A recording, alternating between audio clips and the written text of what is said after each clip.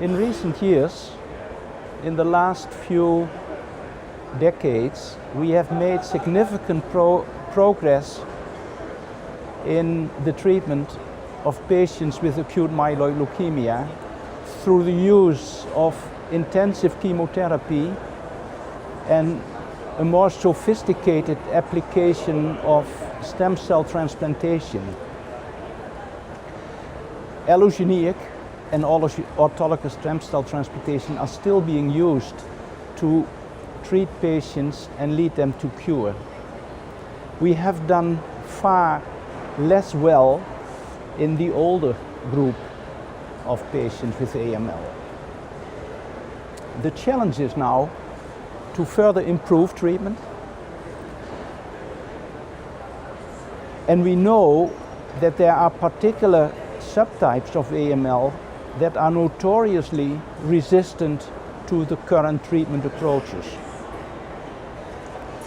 So the future developments basically are based on three pillars.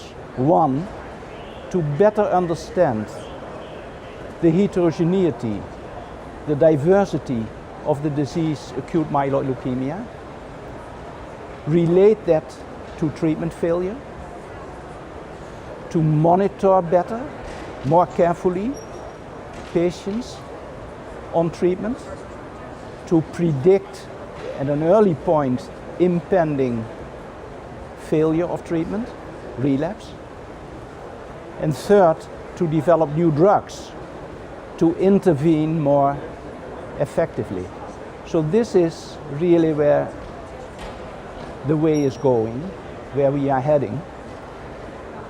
And there have been significant developments on all these fronts. Via genomics research, we have been able to understand much better various subtypes of disease.